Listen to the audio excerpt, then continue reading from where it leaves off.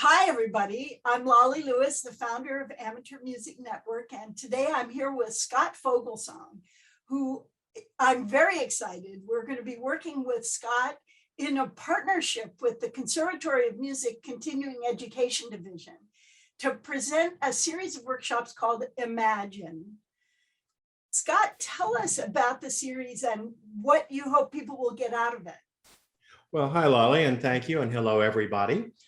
Imagine, as you can tell by the title, is a little bit different from just some sort of music appreciation kind of a workshop. As a matter of fact, it's nothing of the sort.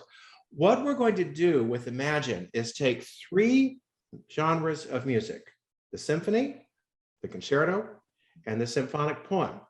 And we're going to spend 1 week discussing and talking about how those work for us as individuals. What is it like to go through a symphony? And to help you with that, I'm going to talk about some of the different kinds of symphonies, because symphony is not all one thing. And we're going to go through that and have some time to explore in ourselves what is special to us about symphonies, what we prize in a symphony, what we seek in a symphony, what we get out of a symphony.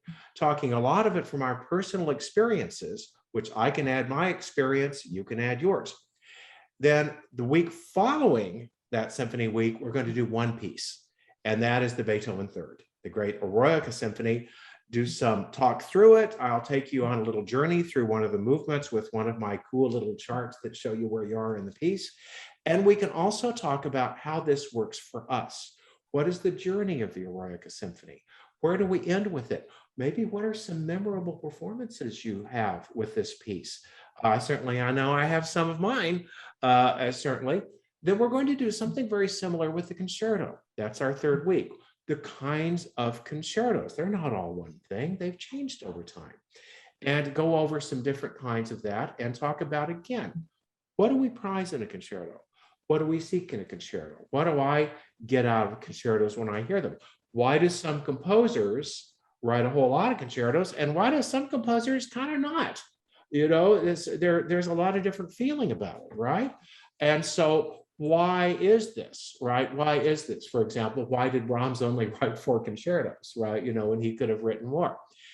Then the week following, again, it's another piece. And this is the Brahms Violin Concerto, which is basically sort of a symphony and a concerto all rolled into one. And talk about how it happened, how it came to be, how Brahms worked with his collaborator, Joseph Joachim, on the piece. And again, what do we bring to it? What do we take out of it? What are some of our memorable performances? I'm very partial to Nathan Milstein. You might have a different take. I heard Victoria Milova play it once that just left me breathless. How about that? Then week 5, symphonic poems. This is music that tells a story. Sometimes that crosses over boundaries with symphonies, because there are symphonies that are very much about something, and symphonic poems which are about things. They might be something as simple as about the spring, or they might be something really complicated like a Nietzsche philosophical work. They can be about all sorts of different things. So we're going to talk about those. What do we think a symphonic poem is? How do we deal with it? How important is the story to the symphonic poem?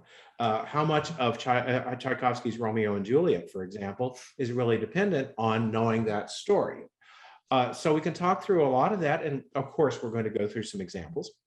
And then finally, for our last week, our big piece is Debussy's La Mer, which is this perfect fusion of symphonic with programmatic, a symphony that's about the sea, not about water and fish and kelp and all that, but about the look of the sea and the light and the wonders of it.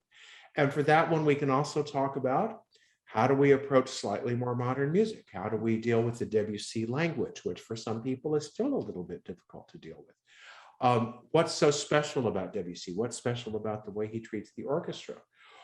La Mer is the closest thing he ever came to writing a symphony. Why didn't he get any closer? So we can keep asking these sorts of questions as we go. I don't want to just talk at you and play slides and give you a lecture. Of course, I'm going to do some of that. Of course, I'm a commentator. We commentate, right? Of course. But it's open to you And we want to make it as much a dialogue between me and you, whether you're in the Fu reading room with us or you're on Zoom.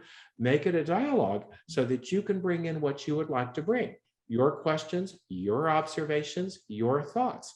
And so that we can use this to develop over 6 weeks the sense of becoming more engaged listeners, not by learning a bunch of facts out of a book, because I don't really think that helps, frankly, but by experiencing the music a lot more closely and examining how it works in our own minds and particularly in our hearts. So I certainly hope all of you out there are going to join us either in person if you're in the San Francisco area or online from anywhere. It starts October 18th. It's Monday nights at 5:30, 6 Monday nights. Scott, thanks so much for giving us a preview, and we'll see you all there.